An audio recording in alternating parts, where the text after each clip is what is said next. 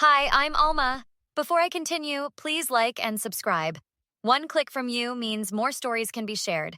Help us reach 1,000 subscribers and make a difference. Let's begin. Growing up in a quiet Minneapolis suburb, I always thought I had the picture-perfect family. That is, until I turned 25 and started questioning the invisible strings attached to every gift my parents ever gave me. But I'm getting ahead of myself. Alma, honey, we just want what's best for you, my mother would say, her voice dripping with that special brand of sweetness reserved for manipulating me into compliance. I know, Mom, but I really want to try living in Chicago. The job offer is amazing, and Jason thinks it's perfect for my career, I replied, phone pressed against my ear as I paced my tiny apartment. Jason thinks? So now your boyfriend of what, 8 months? Knows better than your parents? She laughed that brittle laugh I'd grown to dread. Your father and I have supported you for 25 years. Supported me? You mean controlled me? I said, immediately regretting letting my guard down. I'll pretend I didn't hear that, Alma Elizabeth. We've given you everything. Remember who paid for your college? Remember who gave you the down payment for your car? How could I forget? You remind me every time I make a decision you don't approve of. We're just looking out for you. Chicago is so far away and dangerous. Plus, we already talked to Rick at the firm, and he's ready to give you that junior position we discussed. The position I told you 3 times I don't want, I said, feeling my blood pressure rising. Mom, I need to go. Fine, your father will call you tomorrow. Think about what you're throwing away. I ended the call and immediately texted my best friend, Mia. They're at it again. Mom basically told me I'm ungrateful for wanting the Chicago job. Mia replied instantly. Classic. What are you going to do? Accept the Chicago offer. It's time. Finally! So proud of you. When do you tell them? Tomorrow, I guess. Dad's supposed to call. And call he did, bright and early at 6:30 a.m. Alma, your mother's upset, he started. No greeting, just straight to guilt. Morning to you too, Dad. Don't get smart with me. We've invested too much in your future to watch you throw it away on some entry-level position in Chicago. It's a great opportunity with Peterson and Lang. They're one of the top marketing firms in the Midwest. We already have connections here. Your path is set. Rick is expecting you next month. I never agreed to work with Rick.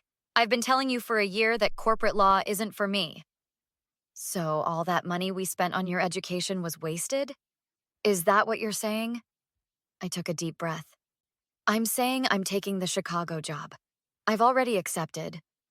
The silence was deafening. Then, let me get this straight. You made this life-altering decision without consulting us? I'm 25, Dad.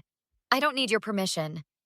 As long as you're driving the car we helped pay for, living in the apartment we subsidize, and carrying the credit card we co-signed, you absolutely do need our input. I'm prepared to pay you back and stand on my own.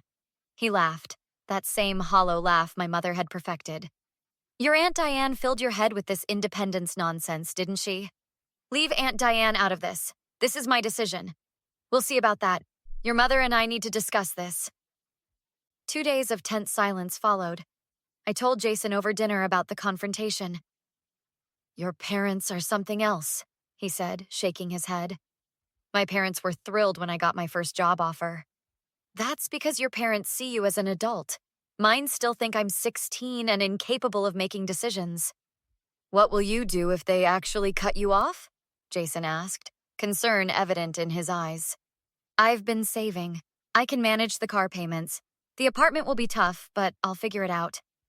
You know I've got your back, right? And what about your aunt? She seems like she'd help. Aunt Diane would definitely help, but I need to stand on my own 2 feet. It's time. That night, the text came through at 10:37 p.m. After careful consideration, we think it's best you step away for now. When you're ready to be reasonable, we'll talk. Until then, we're suspending our financial support effective immediately. Mom and Dad. I stared at the phone, equal parts devastated and relieved. They'd finally shown their true colors. No discussion, just punishment for disobedience. I forwarded the text to Aunt Diane without comment. 3 minutes later, my phone rang. Those manipulative, controlling, narcissistic jerks. Aunt Diane's voice thundered through the speaker. Are you okay, honey? I don't know. Shocked, but not surprised, if that makes sense. It makes perfect sense. My brother and his wife have been holding money over your head since you were old enough to have an opinion. This is just the first time they've been stupid enough to put it in writing. What do I do now? I can't afford the apartment without their help. You come stay with me until you move to Chicago. Problem solved. Aunt Di, I can't impose. Impose. Alma, listen to me. Your family, real family. The kind that supports without strings attached. Besides, your Uncle Stan would love the company while I'm traveling next week. What about the family dinner on Sunday? I'm supposed to bring the salads. Aunt Diane cackled. Oh, honey, you are not going to that dinner. But I am. And I'm bringing receipts. What do you mean? I mean, it's time the extended family learned exactly who your parents are behind closed doors. I've been biting my tongue for years to keep the peace, but no more. They'll just deny everything and make me look ungrateful. Not this time. I've been keeping notes, Alma. Every manipulative comment, every financial threat, every time they've taken credit for your accomplishments. And now I have the text. The next morning, my phone lit up with a message from my cousin Zach. Dude, what's going on? Mom's on the warpath about Uncle Mark and Aunt Helen. I called him immediately. What's happening? Mom's calling everyone, and I mean everyone. Grandma, all the cousins, even Uncle Dave flew in from Phoenix. There's an emergency family meeting at Grandma's tonight. Wait, what? Aunt Diane called an emergency family meeting? Yeah, and she's got a PowerPoint, Alma. A PowerPoint. She's been up all night making it. Dad says she's been waiting years to do this. My stomach dropped. Zach, I didn't ask for this. I know, but Mom says it's not about what you asked for. It's about what you deserve. That evening, while the family gathered at my grandmother's house, I sat in Aunt Diane's guest room staring at my phone. The texts started rolling in around 8 p.m. from my cousin Rebecca. Holy crap, Alma, I had no idea. I'm so sorry. From Uncle Dave. Your parents just stormed out. Your aunt is still going. Call me tomorrow. From my grandmother. Alma dear, please come for lunch tomorrow. Just us. Love you. Finally, at 10:13 p.m., Aunt Diane came home, looking exhausted but satisfied. How'd it go? I asked nervously. Your parents showed their true colors to everyone, she said, kicking off her shoes. They couldn't deny the text. Then they tried to justify it. Then your mom said you were always ungrateful and dramatic. And then I played the recordings. The what? I've been recording our phone conversations for years, Alma. Every time you called me crying because of something they said or did. Every manipulation. Every threat. Is that even legal? One-party consent state, honey. And worth every potential legal issue to see your grandmother's face when she heard your mother tell you that you'd never amount to anything without their help last Christmas. Grandma heard that? Grandma heard everything. So did your uncles, your cousins, everyone. And then I showed them the spreadsheet. What spreadsheet? The one detailing every penny your parents have given you, which, by the way, is substantially less than they claim, alongside every instance they've used it to control you. I sank onto the couch, overwhelmed. I never wanted family drama. This isn't drama, Alma. This is accountability, and it's been a long time coming. The fallout was immediate and seismic. My grandmother called my parents the next morning and told them they were disinvited from Sunday dinners until they apologized. Not just to me, but to the entire family for their deception. My Uncle Dave, my father's brother and business partner, demanded an emergency meeting with their company's board, citing concerns about my father's character and judgment. 3 days after the text, my mother called me, her voice unnaturally high. Alma, sweetie, I think there's been a misunderstanding. No misunderstanding, Mom. You and Dad were crystal clear. We were just upset. Parents worry, you know that. We only want what's best. What's best for me or what's best for your image. Don't be dramatic. The family is overreacting. Your aunt had no right. My aunt had every right to support me when my parents decided to cut me off for making my own career choice. We didn't cut you off. I have the text, Mom. We're suspending our financial support effective immediately. Those were your exact words. Well, your father wrote that part. I would have been gentler. But you agreed with it. Silence then.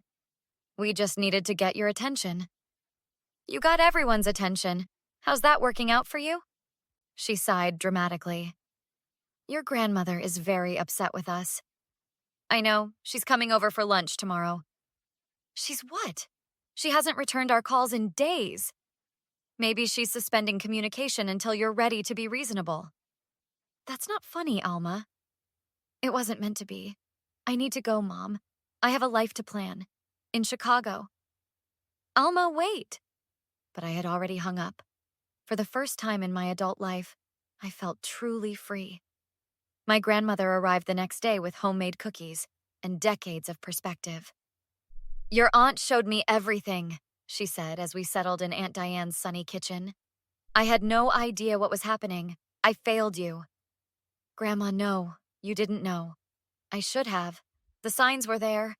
Your mother's constant bragging about how much they did for you. Your father's comments about keeping you close to home. I mistook control for care. We all did. I'm just glad the truth is out now. Is Jason coming with you to Chicago? She asked, changing the subject. We're talking about it. His company has an office there too. He might transfer. Good. You need people who support your dreams, not their own agenda for you. Later that week, Aunt Diane and I went furniture shopping for my new Chicago apartment. Uncle Dave called, she said, examining a coffee table. Your dad's been removed from 3 client accounts after the board meeting. That's not what I wanted. It's what he earned. Actions have consequences, Alma. It's time he learned that. Has he tried to contact you?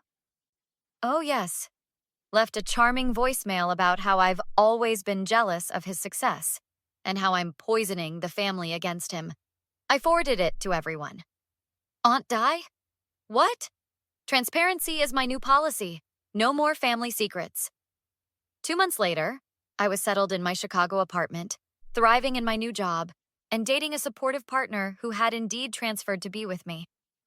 My grandmother visited often, and Aunt Diane practically had her own room for her frequent stays. My parents had experienced what Aunt Diane called natural consequences. My father's reputation at work had suffered significantly. 3 longtime family friends had distanced themselves after learning about their treatment of me. My mother's sister hadn't spoken to her in weeks. Your father and I are coming to Chicago next weekend, my mother texted one Tuesday. We'd like to take you to dinner. I'm not available, I replied simply. Alma, this has gone on long enough. We're still your parents. Yes, you are. But that doesn't entitle you to my time or forgiveness.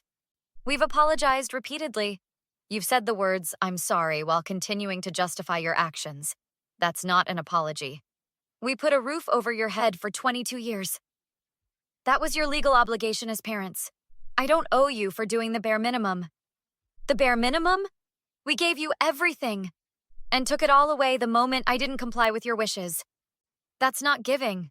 That's controlling. 2 weeks later, my father called from an unknown number.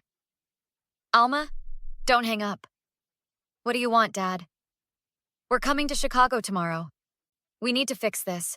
The family is... Things are difficult right now. Things are difficult because you and Mom showed everyone who you really are. People make mistakes. We're trying to make amends. To salvage your reputation, not because you understand what you did wrong. That's not fair. Neither was threatening my financial security because I wanted independence. Neither was trying to force me into a career I didn't want. Neither was talking about me behind my back to family members for years. We can work through this. Family is everything, Alma. True family doesn't use love as a weapon, Dad. I heard him inhale sharply. Your mother misses you. My mother misses controlling me. There's a difference. Please, just dinner. 1 hour. I thought about it. Fine, 1 hour. But we meet at a restaurant of my choosing, and Jason will be joining us. Your boyfriend? This is a family matter. Jason is my family now, the kind that supports me unconditionally. Take it or leave it. The dinner was tense, awkward, and mercifully brief. My parents brought a check to help with your new start, which I returned uncashed. They brought news of home, which fell flat when I made it clear I had no interest in moving back. They brought hollow apologies, which crumbled under the weight of their continued justifications. I just don't understand why you can't move past this, my mother said as dessert arrived. Families fight. It happens. This wasn't a fight, Mom. This was you and Dad trying to punish me for growing up. And when that didn't work, you tried to buy back my compliance. That's not... It is. And the sad part is, you still don't see it. As we parted ways outside the restaurant, my father tried one last time. Alma, please. What will it take to fix this? I looked at him. Really looked at him. Perhaps for the first time seeing him clearly. Time, Dad. And change. Real change. Not just words.